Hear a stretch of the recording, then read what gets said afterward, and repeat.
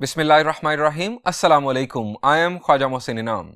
Students, इस lecture में हम बात करेंगे कि वो कौन से पैरामीटर्स हैं जो किसी वेक्टर की डायरेक्शन को डिफाइन करते हैं, और ये भी बात करेंगे कि जब वेक्टर सेम डायरेक्शन में हों तो उनमें कौन से पैरामीटर्स कॉमन होते हैं।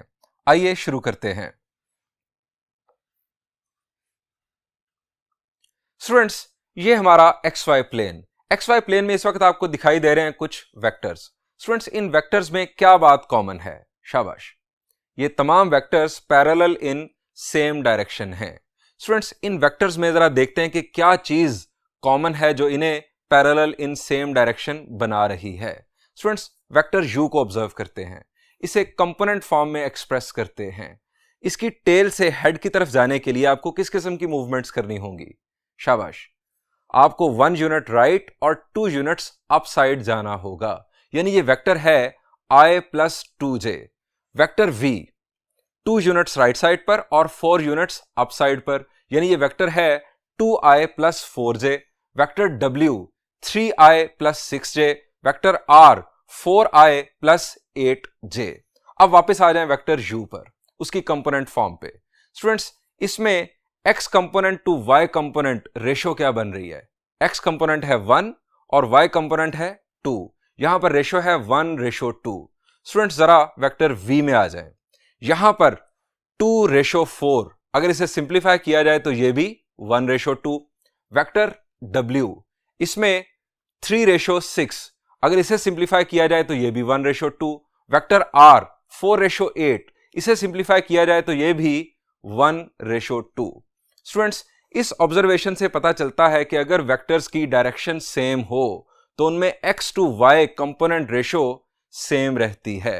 स्टूडेंट्स, यही वो वजह है कि जिसकी वजह से हम कहते हैं कि अगर vectors parallel in same direction हो तो वो एक दूसरे का पॉजिटिव स्केलर मल्टीपल होते हैं।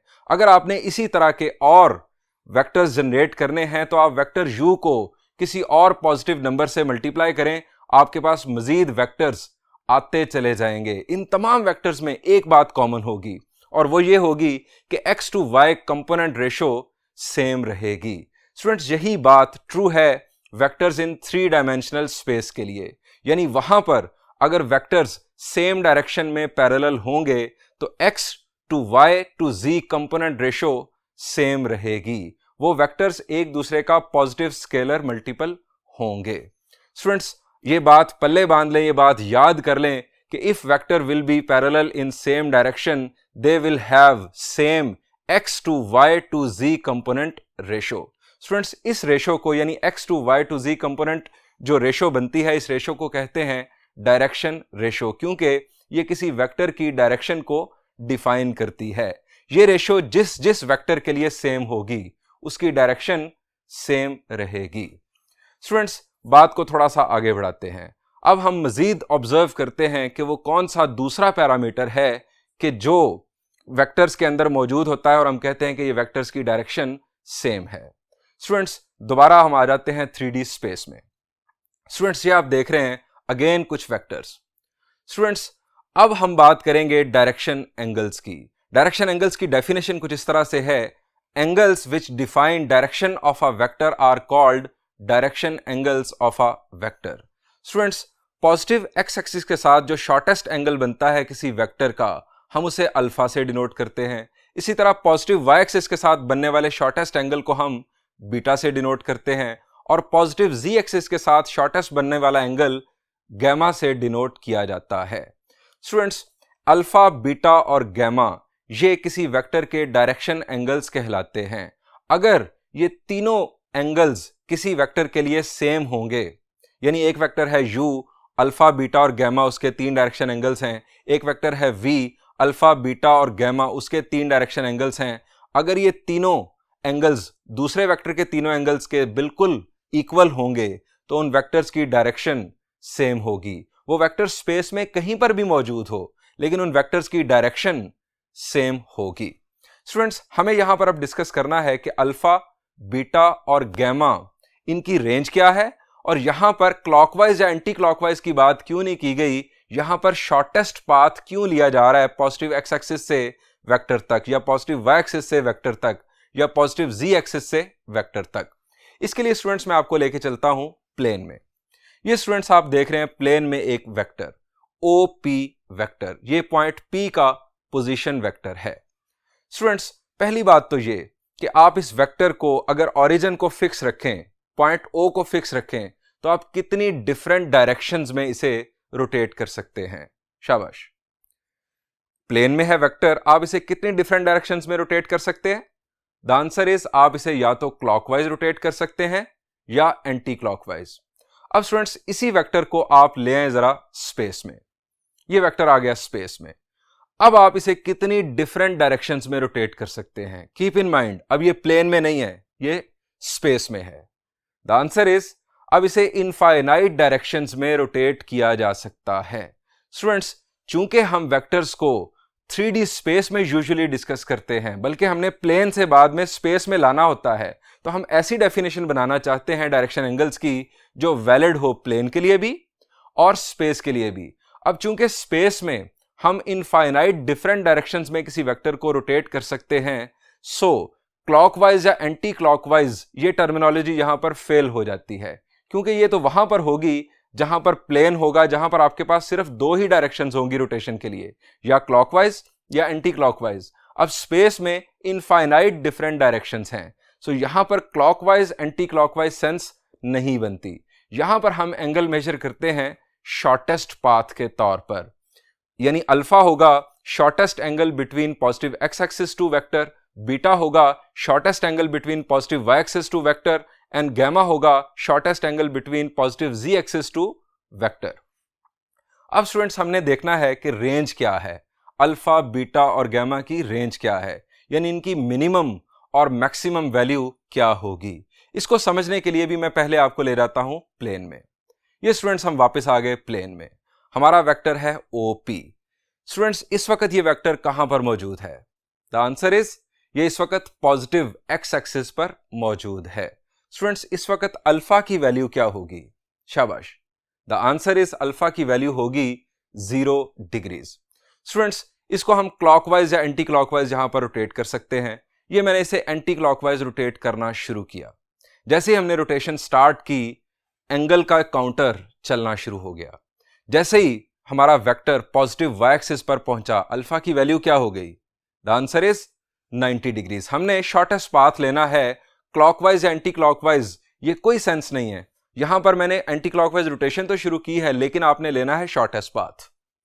अब स्टूडेंट्स हमने इसे फर्दर रोटेट करना शुरू किया, काउंटर अगेन चलना शुरू हो गया, हमारा एंगल हो गया ऑब्ट्यूज, आप पहुंच गए नेगेटिव एक्स एक्सिस पर। स्टूडेंट्स अल्फा की वैल्यू क्या हो गई? The answer is 180 degrees. अब स्टूडेंट्स इसे हमने फर्दर रोटेट किया, यहां पर जरा रोक दें। अब स्टूडेंट्स आपके ख्याल से एंगल की वैल्यू क्या होगी? अगर आप सोच रहे हैं कि एंगल की वैल्यू 180 डिग्री से ज्यादा होगी, तो आप एक बात भूल गए हैं। वो ये है कि मैंने आपसे कहा था कि आपने शॉर्टेस्ट पाथ लेना है। यहां से अगर आप शॉर्टेस्ट पाथ लें तो वो बनता है क्लॉकवाइज। अब आपने एंगल को नेगेटिव नहीं कंसीडर करना, एंगल हमारा पॉजिटिव ही होगा। सो हम शॉर्टेस्ट पाथ लेंगे और एंगल होगा 180 डिग्री से लेस। यानी जैसे ही आप नेगेटिव एक्स एक्सिस से फर्दर आगे रोटेट किए, एंगल दोबारा 180 से कम होना शुरू हो गया, आप पहुंच गए नेगेटिव वाई एक्सिस पर। यहां पर दोबारा एंगल हो गया हमारा 90 डिग्रीज। अब आप सोच रहे होंगे कि जब हमारा वेक्टर पॉजिटिव वाई एक्सिस पर था, उस वक्त भी एंगल की वैल्यू 90 डिग्रीज थी, यानी अल्फा की वैल्यू 90 डिग्रीज थी। जब वेक्टर नेगेटिव वाई एक्सिस पर पहुंच गया, इस वक्त भी अल्फा की वैल्यू 90 डिग्रीज है। तो फर्क कैसे पड़ेगा? हमें कैसे पता चलेगा कि वेक्टर की जो डायरेक्शन है वो डिफरेंट है? वहां पर वेक्टर अपवर्ड पॉइंट आउट कर रहा है, यहां पर वेक्टर डाउनवर्ड पॉइंट कर रहा है। सो डिफरेंस क्या हुआ? तो स्टूडेंट्स इसीलिए बीटा भी इन्वॉल्व है, इसीलिए गैमा भी इन्वॉल्व है स्पेस में। यहां पर अगर ये वेक्टर मौजूद है नेगेटिव वाई एक्सिस पर, तो इस वक्त बीटा वैल्यू क्या होगी? बीटा क्या था? Shortest angle between positive Y axis to vector. यहां पर बीटा की वैल्यू होगी 180 डिग्रीज। यानी सिर्फ अल्फा की मदद से आप एक्सप्रेस नहीं करेंगे वेक्टर इन प्लेन को, इसके साथ बीटा वैल्यू भी बताई जाएगी। अगर आप सिर्फ अल्फा की बात करेंगे तो फिर 90 डिग्रीज पर तो दो वेक्टर्स आ जाएंगे, एक पॉजिटिव वाई एक्सिस पर, एक नेगेटिव वाई एक्सिस पर। इसके साथ बीटा की वैल्यू आपको बताएगी कि एग्जैक्ट लोकेशन क्या है। जब वेक्टर पॉजिटिव वाई एक्सिस पर होगा तो अल्फा की वैल्यू 90 डिग्रीज होगी, बीटा की वैल्यू 0 डिग्रीज होगी। जब वेक्टर नेगेटिव वाई एक्सिस पर होगा तो अल्फा की वैल्यू 90 डिग्रीज ही होगी, लेकिन बीटा की वैल्यू 180 डिग्रीज होगी, जिसकी वजह से हमें इसकी लोकेशन का एग्जैक्ट आइडिया हो जाएगा। स्टूडेंट्स, हम नेगेटिव वाई एक्सिस से वापस घूमकर पहुंच गए पॉजिटिव एक्स एक्सिस पर। दोबारा एंगल हो गया 0 डिग्रीज। स्टूडेंट्स, अल्फा की मिनिमम वैल्यू 0 डिग्रीज और मैक्सिमम वैल्यू हमें क्या मिली? The answer is 180 degrees. 180 degree से दोबारा काउंटर हमारा 0 की तरफ बढ़ना शुरू हो गया था। सो अल्फा की minimum value 0 degrees, maximum value 180 degrees. So the range of alpha is greater than और equal to 0 but less than और इक्वल टू 180 डिग्रीज। अगर हम इसे सर्कुलर मेजर या रेडियन मेजर में बात करें तो alpha is greater than 0 but less than pi. Students, यही बिहेवियर होगा बीटा का। बीटा के लिए आप अपने वेक्टर को पॉजिटिव वाई एक्सिस से स्टार्ट ले लें, वहां पर बीटा की वैल्यू होगी 0 डिग्रीज, और जब आप इसे रोटेशन स्टार्ट करेंगे चाहे क्लॉकवाइज या एंटी क्लॉकवाइज, आप शॉर्टेस्ट एंगल लेंगे और आपका जो एंगल है वो 0 डिग्री से बढ़ता बढ़ता 180 डिग्रीज होगा और फिर 180 डिग्री से कम होता होता 0 डिग्रीज हो जाएगा। यानी रेंज ऑफ बीटा भी ग्रेटर देन और equal to 0 degrees but less than और equal to 180 degrees. Students, gamma के लिए हम चलते हैं स्पेस में ताकि हमें स्पेस का कंसेप्ट भी क्लियर हो जाए। स्टूडेंट्स, ये हमारा वेक्टर आ गया स्पेस में। इस वक्त वेक्टर मौजूद है पॉजिटिव जी एक्सिस पर। स्टूडेंट्स, गैमा क्या होता है? The answer is shortest angle between vector and positive ji axis, gamma कहलाता है। स्टूडेंट्स, इस वक्त गैमा की वैल्यू 0 डिग्रीज। स्टूडेंट्स, अब यहां पर चूंकि प्लेन नहीं है, आप इसे बहुत सारी इनफाइनाइट डायरेक्शंस में रोटेट कर सकते हैं। हम इसे एक डायरेक्शन में रोटेट करना शुरू करते हैं। ये एक सर्कुलर पाथ बनेगा इसका रोटेशन का। स्टूडेंट्स, हमने रोटेशन स्टार्ट की और एंगल गैमा इंक्रीज होना शुरू हो गया। एंगल 90 हुआ, एंगल 180 डिग्रीज हो गया। जब एंगल 180 डिग्रीज हुआ तो इस वक्त ये हमारा वेक्टर जो है ये नेगेटिव जी एक्सिस के अलोंग आ चुका है। स्टूडेंट्स, दोबारा जब रोटेशन हमने स्टार्ट की तो एंगल 180 डिग्री से कम होना शुरू हुआ और अगेन जब पॉजिटिव जी एक्सिस पर आप पहुंचे तो एंगल हो गया 0 डिग्रीज। स्टूडेंट्स, गैमा की भी वही रेंज यानी ग्रेटर देन और equal to 0 but less than और इक्वल टू 180 डिग्रीज। अगर आप इसे सर्कुलर मेजर में बात करें तो दोबारा बता देता हूं, अल्फा, बीटा और गैमा की रेंज ग्रेटर देन और equal to 0 but less than और इक्वल टू पाई। स्टूडेंट्स, अब हमने ये डिस्कशन करनी है कि हम ये डायरेक्शन एंगल फाइंड आउट कैसे कर सकते हैं। स्टूडेंट्स, हमें अल्फा, बीटा और गैमा की वैल्यूज मालूम करने का फार्मूला ड्राइव करना है। हमें कंसेप्ट डेवलप करना है कि हम अल्फा, बीटा और गैमा की वैल्यूज कैसे मालूम कर सकते हैं। स्टूडेंट्स, सबसे पहले बात करते हैं एंगल अल्फा की। एंगल अल्फा मालूम करने के लिए हम इसे एक ट्रायंगल में कंटेन करने की कोशिश करते हैं। इसके लिए हमें क्या करना होगा, जरा सोचें। शाबाश, एंगल अल्फा को हमने एक ट्रायंगल में कंटेन करना है, तो हमें इसे ट्रायंगल का एंगल बनाना है। हम पॉइंट P से एक परपेंडिकुलर ड्रॉप करते हैं पॉजिटिव एक्स एक्सिस पर। ये हमने परपेंडिकुलर ड्रॉप कर दिया जो पॉइंट A पर आके टच हो रहा है। ये हमारे पास बन गई एक राइट ट्रायंगल OAP। अब इस OAP राइट ट्रायंगल में राइट एंगल के अपोजिट साइड क्या होगी? The answer is hypotenuse. Hypotenuse बुनियादी तौर पर क्या है? ये वेक्टर OP की लेंथ होगी। मैं इसे R से डिनोट कर रहा हूं। स्टूडेंट्स, इस राइट ट्रायंगल की बेस की लेंथ क्या होगी? शाबाश, बेस है पॉजिटिव एक्स एक्सिस पर, इसकी बेस की लेंथ होगी कंपोनेंट x, यानी वेक्टर का जो कंपोनेंट x है वो इसकी बेस की लेंथ होगी। इस राइट ट्रायंगल में परपेंडिकुलर की लेंथ क्या होगी? The answer is y। Students, हमारे पास तीनों साइड्स की लेंथ मौजूद, यानी हमारे पास बेस की लेंथ x, परपेंडिकुलर की लेंथ y और हाइपोटेन्यूज की लेंथ r, इस वेक्टर का मैग्नीट्यूड r मौजूद। स्टूडेंट्स, जब हमारे पास किसी राइट ट्रायंगल में तीनों साइड्स की लेंथ मौजूद हों तो क्या हम अल्फा की वैल्यू मालूम नहीं कर सकते? शाबाश, जरा रिकॉल करें अपने राइट ट्रायंगल के कंसेप्ट। जी, आपको याद आना चाहिए वो sentence, some people have curly brown hair through proper brushing.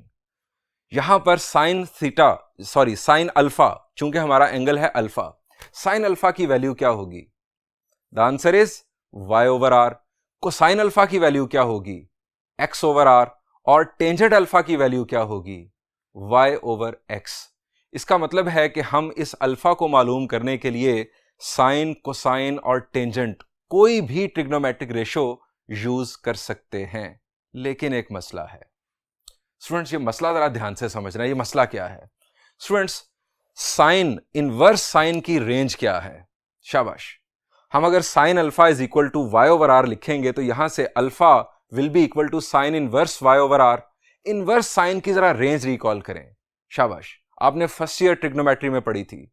Inverse sine की रेंज थी -90 degrees to 90 degrees. And points are included, यानी ग्रेटर देन और equal to -90 but less than और इक्वल टू 90 डिग्रीज। ये इनवर्स साइन की range थी। Students, alpha की range क्या है? अल्फा इज ग्रेटर देन और equal to 0 degrees but less than और equal to 180 degrees. Students, inverse sine की रेंज अल्फा की रेंज से मैच नहीं कर रही। इनवर्स साइन की रेंज -90 से 90 तक है, एंड पॉइंट्स इंक्लूडेड हैं, लेकिन इस रेंज में ऑब्ट्यूज एंगल शामिल नहीं है, यानी 90 से जो ग्रेटर एंगल्स हैं 180 डिग्रीज तक, वो एंगल्स इनवर्स साइन की रेंज में शामिल ही नहीं है। अगर हमारी अल्फा की वैल्यू ऑब्ट्यूज है या 180 डिग्रीज है तो उस सूरत में इनवर्स साइन हमें वो एंगल प्रोवाइड नहीं करेगा। हमें वो एंगल मालूम करने के लिए थोड़ी और मेहनत करनी होगी। मैं उस मेहनत की तरफ अभी आपको नहीं ले जा रहा हूं, लेकिन मैं आपको ये बताना चाह रहा हूं कि इनवर्स साइन की रेंज अल्फा की रेंज से मैच नहीं कर रही, जिसकी वजह से हमें इनवर्स साइन की मदद से डायरेक्ट अल्फा की वैल्यू अगर अल्फा ऑब्ट्यूज है तो नहीं मिलेगी। यही मसला टेंजेंट के साथ है। हम लिखेंगे tangent alpha is equal to Y over x. इसमें alpha will be equal to tangent inverse Y over x. अब टेंजेंट इनवर्स की रेंज, इनवर्स टेंजेंट फंक्शन की रेंज अगर आप रिकॉल करें, greater than -90 degrees but less than 90 degrees, यह है inverse tangent की रेंज। इसके साथ भी वही मसला है कि अगर अल्फा की वैल्यू ऑब्ट्यूज हुई तो ये इस रेंज में नहीं आ रहा। इनवर्स टेंजेंट फंक्शन हमें ऑब्ट्यूज अल्फा की वैल्यू कैलकुलेट करके नहीं देगा। हम टेंजेंट की मदद से या साइन की मदद से अल्फा की वैल्यू मालूम तो कर सकते हैं, लेकिन इसके लिए हमें थोड़ी ज्यादा मेहनत करनी होगी और ये थोड़ा आपके लिए कॉम्प्लिकेटेड हो जाएगा। हम चाहते हैं कि आपके लिए बिल्कुल आसानी हो। स्टूडेंट्स, अब रह गया हमारे पास ट्रिग्नोमेट्रिक रेशो कोसाइन। कोसाइन की इनवर्स कोसाइन फंक्शन की रेंज क्या है? शाबाश, ग्रेटर देन और equal to 0 but less than और इक्वल टू 180 डिग्रीज। ये है इनवर्स कोसाइन की रेंज और ये एग्जैक्टली मैच कर रही है अल्फा की रेंज से। यानी अगर हम cosine alpha is equal to x over R लिखेंगे, यहां से alpha will be equal to cosine inverse X over R, तो आपके पास अल्फा की वैल्यू जो भी होगी वो एक्यूट हो या ऑब्ट्यूज हो, वो 90 डिग्रीज हो या 180 डिग्रीज हो, आपके पास वो अल्फा की वैल्यू कोसाइन की मदद से आ जाएगी। सो स्टूडेंट्स, कोसाइन को यूज किया गया डायरेक्शन एंगल्स मालूम करने के लिए।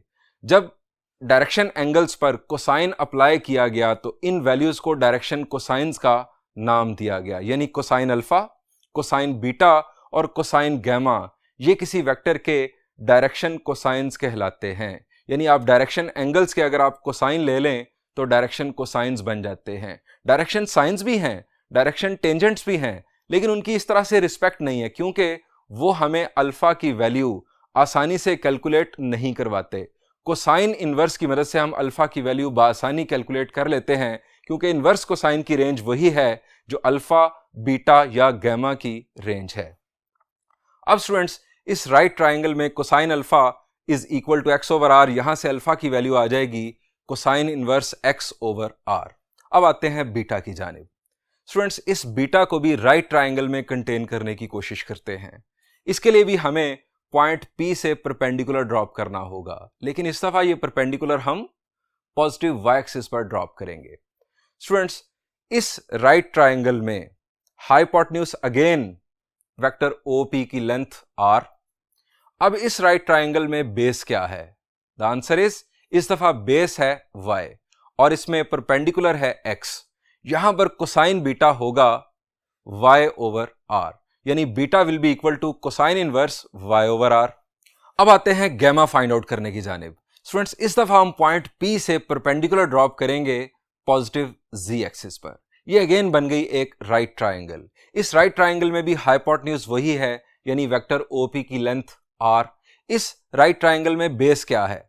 द आंसर इज बेस है z, यानी कोसाइन गैमा इक्वल होगा z over r. Gamma will be equal to cosine inverse z over r. ये स्टूडेंट्स हमने डिस्कस कर लिया कि हम अल्फा, बीटा और गैमा किस तरह फाइंड आउट करते हैं। हमने ये भी डिस्कस कर लिया कि इसके लिए हम कोसाइन फंक्शन क्यों यूज कर रहे हैं। चूंकि इनवर्स कोसाइन की रेंज वही है जो अल्फा, बीटा और गैमा की है, इसलिए हमें अल्फा, बीटा और गैमा कैलकुलेट करने में आसानी होती है कोसाइन की वजह से। अदरवाइज डायरेक्शन साइंस भी हो सकते हैं, डायरेक्शन टेंजेंट्स भी हो सकते हैं। स्टूडेंट्स, एक और सिग्निफिकेंस भी है ट्रिग्नोमेट्रिक फंक्शन कोसाइन की, इसको डायरेक्शन एंगल्स के साथ अटैच करने की, और वो ये है कि अगर आप किसी भी वेक्टर का यूनिट वेक्टर ड्रॉ करें तो उस यूनिट वेक्टर का जो एक्स कंपोनेंट होगा वो कोसाइन अल्फा होगा, जो वाई कंपोनेंट होगा वो कोसाइन बीटा के इक्वल होगा, और जो जी कंपोनेंट होगा वो कोसाइन गैमा के इक्वल होगा। ये आप देख रहे हैं इस वक्त एक यूनिट वेक्टर, यानी उसी वेक्टर ओपी का यूनिट वेक्टर, और इसमें आप देख सकते हैं कि x ओवर आर मैग्नीट्यूड ये हमारा था cosine alpha, y over r magnitude ये हमारा था कोसाइन बीटा, और z ओवर आर मैग्नीट्यूड ये था हमारा कोसाइन गैमा। स्टूडेंट्स, आइए अब डायरेक्शन कोसाइंस की एक प्रॉपर्टी डिस्कस करते हैं, लेकिन अब ये काम होगा व्हाइट बोर्ड पर।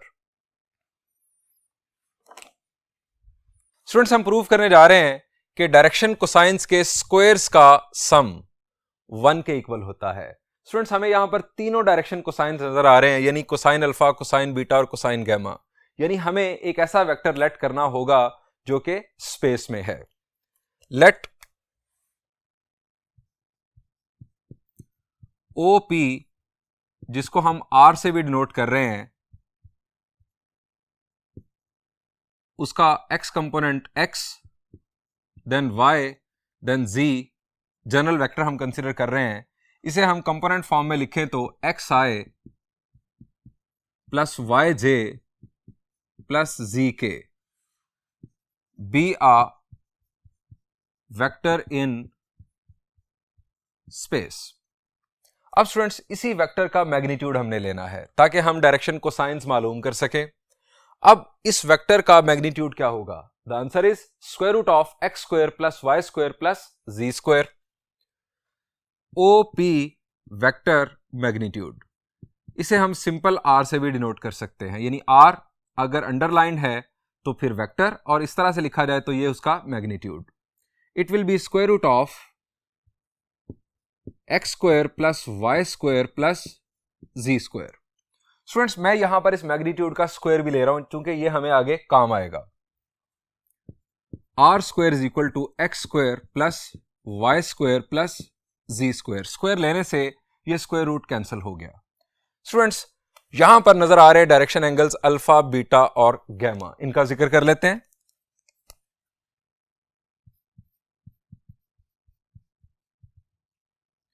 डायरेक्शन एंगल्स ये है हमारे पास अल्फा, बीटा और गैमा। याद रखिएगा इनकी रेंज, अल्फा, बीटा और गैमा की रेंज ग्रेटर देन और equal to 0 but less than और इक्वल टू 180 डिग्रीज। इसके बाद डायरेक्शन रेशो का जिक्र करते हैं।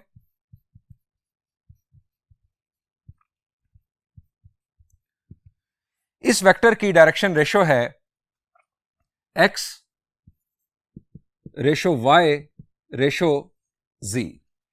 स्टूडेंट्स, हमने डिस्कस किया था कि अगर दो या दो से ज्यादा वेक्टर्स सेम डायरेक्शन में हों तो उनके डायरेक्शन एंगल्स भी सेम होते हैं और डायरेक्शन रेशो भी सेम होती है, यानी उनकी x to y to z जो कंपोनेंट रेशो है वो सेम होती है, तमाम वेक्टर्स जो कि सेम डायरेक्शन में पॉइंट कर रहे हों।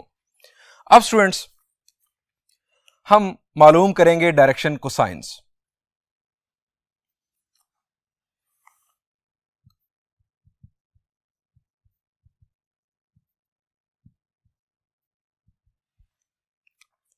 स्टूडेंट्स, डायरेक्शन कोसाइंस मालूम करने के लिए अपने वेक्टर को देखते हैं स्पेस में।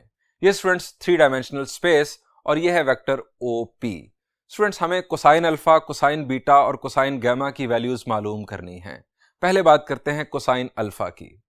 स्टूडेंट्स, पॉइंट P से हम परपेंडिकुलर ड्रॉप करेंगे पॉजिटिव एक्स एक्सिस पर, चूंकि alpha is the shortest angle between positive x axis to vector. Point P से हमने परपेंडिकुलर ड्रॉप किया पॉजिटिव एक्स एक्सिस पर, ये हमारे पास एक राइट ट्राइंगल बन गई ओ ए पी। इसमें राइट एंगल के अपोजिट साइड है वेक्टर ओ पी की लेंथ यानी आर। इस राइट ट्राइंगल में बेस की वैल्यू क्या है? The answer is x. So cosine alpha will be equal to x over are. अब कोसाइन ऑफ बीटा की वैल्यू मालूम करने के लिए हम क्या करेंगे, हम पॉइंट पी से परपेंडिकुलर ड्रॉप करेंगे पॉजिटिव वाई एक्सिस पर। ये हमें पॉइंट मिल गया बी। ओ पी बी एक राइट ट्राइंगल बन गई। अब हमारी बेस की वैल्यू क्या है? The answer is y. Cosine beta will be equal to Y over r. Cosine gamma के लिए पॉइंट पी से हम परपेंडिकुलर ड्रॉप करेंगे पॉजिटिव जी एक्सिस के ऊपर। ये हमारे पास ओ पी सी एक राइट ट्राइंगल बन जाएगी। इसमें बेस की वैल्यू होगी जी और cosine gamma will be equal to z over r. ये तमाम बातें अब हम यहां पर नोट डाउन करते हैं।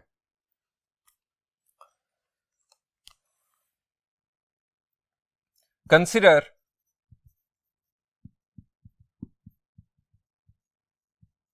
Right triangle O A P.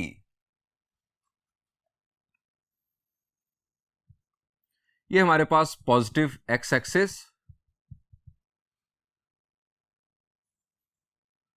ये हमारे पास ओ पी वेक्टर। ये हमने जो परपेंडिकुलर ड्रॉप किया, ये हमारे पास अल्फा, ये हमारे पास आर और ये है हमारे पास x. Cosine alpha will be equal to x over r. इसी पैटर्न पर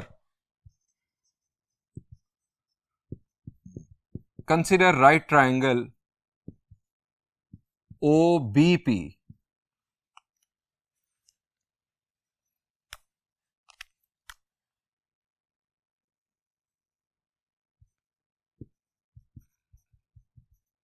Y axis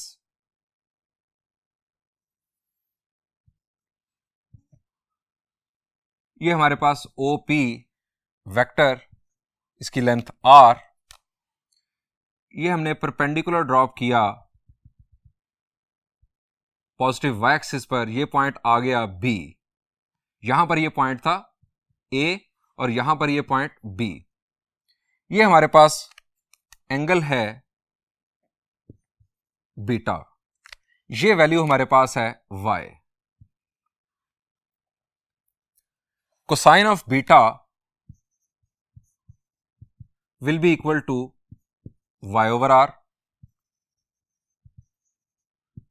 consider right triangle O C P. हमारे पास, हम फर्ज करते हैं कि ये है positive Z axis,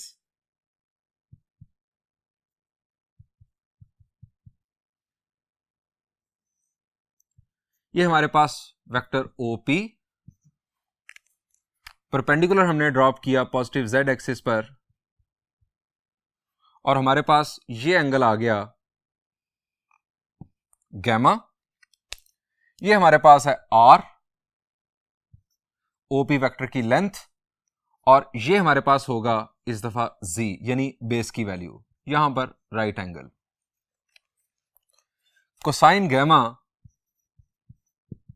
will be equal to z over are. अब स्टूडेंट्स, ये तीन वैल्यूज हम लेफ्ट हैंड साइड पर पुट करेंगे और देखेंगे कि क्या वाकई 1 आता है। अब इसको भी जरा ज़हन में रखिएगा, इसको मैं कह रहा हूं 1, इसको हमने यूज करना है। Putting values in left hand side.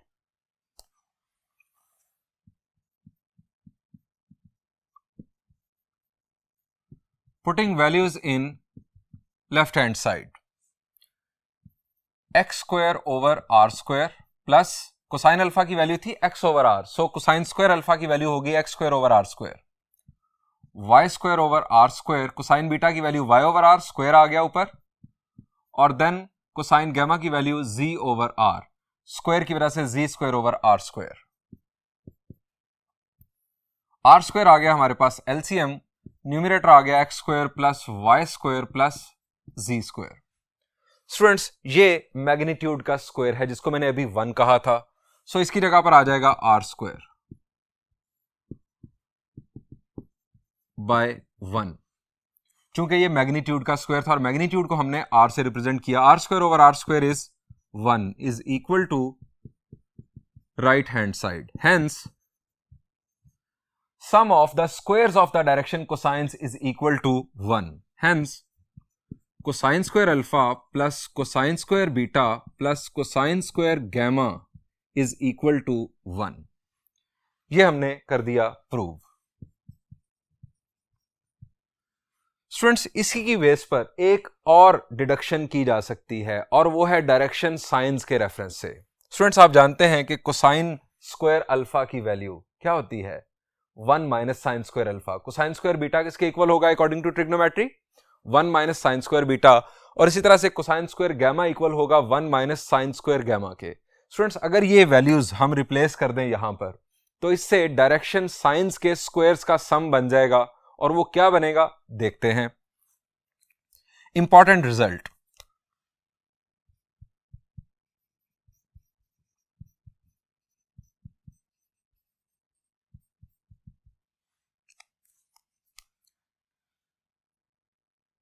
One minus sine square alpha, मैंने कोसाइन स्क्वायर अल्फा की जगह पर 1 minus sine square alpha put कर दिया। कोसाइन स्क्वायर बीटा की जगह पर 1 माइनस साइन स्क्वायर बीटा और कोसाइन स्क्वायर गैमा की जगह पर 1 minus sine square gamma is equal to 1। अब students 1 plus 1 plus 1 it is 3, 3 दूसरी तरफ जाकर सब्ट्रैक्ट होगा, लेफ्ट साइड पर minus sine square alpha minus sine square beta minus sine square gamma is equal to 1 minus 3। अब 1 minus 3 क्या बन जाएगा, the answer is -2। Left side से अगर हम माइनस कॉमन लें तो हमारे पास आ जाएगा sine square alpha plus sine square beta plus sine square gamma is equal to 2। वो माइनस इस माइनस को कर देगा cancel, so sine square alpha plus sine square beta plus sine square gamma is equal to 2। यानी direction cosines के squares का सम 1 के equal और डायरेक्शन साइंस के स्क्वायर्स का सम 2 के इक्वल। स्टूडेंट्स कुछ इंपॉर्टेंट पॉइंट्स हैं जो आपको याद रखने हैं।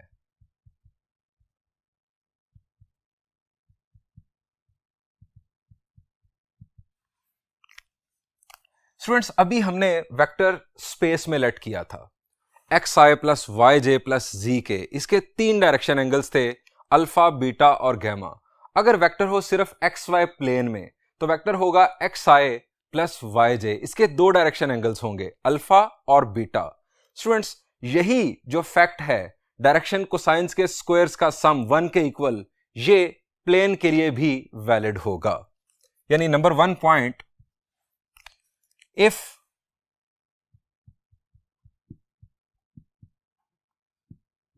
vector will be in xy plane then cosine square alpha plus cosine square beta, उसके 2 डायरेक्शन एंगल्स होंगे अल्फा और beta, will be equal to 1। अब स्टूडेंट्स ये किस तरह से, मैं आपको पीछे जाकर थोड़ा एक्सप्लेन करता हूं। स्टूडेंट्स अगर हमारा वेक्टर प्लेन में होगा तो क्या चेंज आएगा, ये एलिमिनेट, ये एलिमिनेट, यानी x कॉमा वाई एक्स आई प्लस वाई जे। अब यहां पर आ जाएगा प्लेन, अब यहां पर ये टर्म एलिमिनेट, ये टर्म एलिमिनेट, गैमा एलिमिनेट, जी एलिमिनेट, यही चेंज आएगा, द आंसर इज यस। अब यहां पर डायरेक्शन कोसाइन हमारे पास पहली ट्राइंगल बन जाएगी O A P, cosine alpha will be equal to x over r और उसके बाद cosine beta will be equal to Y over r. ये जो स्टेप है ये हम परफॉर्म नहीं करेंगे क्योंकि इस दफा जो हमारा वेक्टर है वो एक्स वाई प्लेन में है। नेक्स्ट बोर्ड पर चलते हैं। अब यहां पर स्टूडेंट्स हम वैल्यूज जब पुट करेंगे तो इनफैक्ट लेफ्ट हैंड साइड हमारी होगी cosine square alpha plus cosine square beta is equal to 1। अब ये किस तरह ड्राइव होगा, ये अब टर्म तो नहीं आएगी, ये टर्म नहीं आएगी, x square plus y square हमारे मैग्नीट्यूड का स्क्वायर होगा वेक्टर का, r square over r square will be equal to 1। अब दूसरा रिजल्ट इसमें क्या होगा, जब cosine square alpha plus cosine square beta will be equal to 1, तो इससे डिडक्शन क्या बनेगी, इसे हम देखते हैं नेक्स्ट बोर्ड पर। नंबर 2,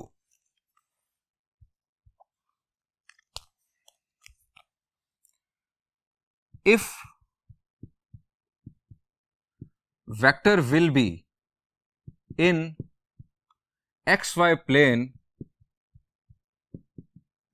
then यहां पर आ जाएगा 1 माइनस साइन स्क्वायर अल्फा, मैं रफ में आपको बता रहा हूं 1 माइनस साइन स्क्वायर अल्फा, और यहां पर 1 minus sine square beta is equal to 1। अब 1 plus 1 will be 2, 1 minus 2 will be minus 1, minus sine square alpha minus sine square beta will be equal to minus 1। Left side से minus common लेकर right side से cancel करेंगे, we will have sine square alpha plus sine square beta will be equal to 1। यानी 3 dimensional space में direction cosines के squares का सम 1 के equal, direction sines के स्क्वायर्स का सम 2 के इक्वल। लेकिन अगर आप 2 डायमेंशनल प्लेन में आ जाए यानी XY प्लेन में, तो डायरेक्शन कोसाइंस के स्क्वायर्स का सम तो 1 के इक्वल ही है, लेकिन डायरेक्शन साइंस के स्क्वायर्स का सम अब वो भी 1 हो चुका। स्टूडेंट्स, एक और बात जो आपके बहुत ज्यादा काम आएगी, जो आपको याद रखनी है, वो ये है कि अगर आपसे कहा जाए कि चेक करो कि ये 3 एंगल्स क्या किसी वेक्टर के डायरेक्शन एंगल्स हैं, स्पेस में कोई वेक्टर है और आपको अल्फा बीटा और गैमा की सपोज्ड वैल्यू दी जा रही है, कहा जा रहा है कि चेक करो कि ये 3 एंगल्स क्या डायरेक्शन एंगल्स हैं किसी वेक्टर के। तो स्टूडेंट्स, ये रिजल्ट या इससे पहले ये रिजल्ट, इसको यूज करते हुए आप चेक कर सकते हैं कि वो एंगल्स डायरेक्शन एंगल्स होंगे या नहीं। आप क्या करेंगे, उन 3 एंगल्स को यहां पर पुट कर दीजिएगा, अल्फा बीटा और गैमा की जगह पर। इसे सॉल्व कीजिएगा, अगर लेफ्ट साइड राइट साइड के इक्वल आ जाए तो इसका मतलब होगा कि वो 3 एंगल्स वाकई डायरेक्शन एंगल्स हैं।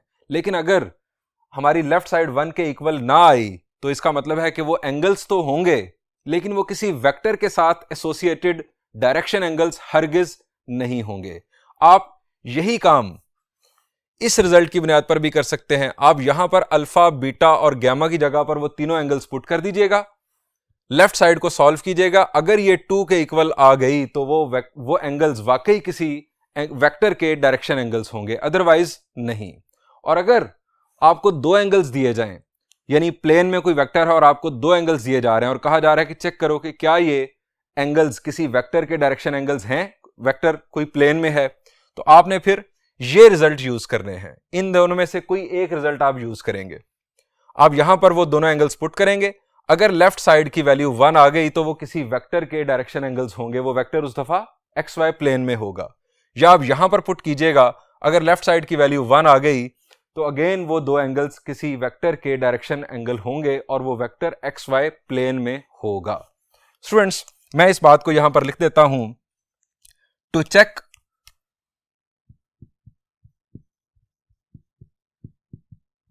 that 3 given angles are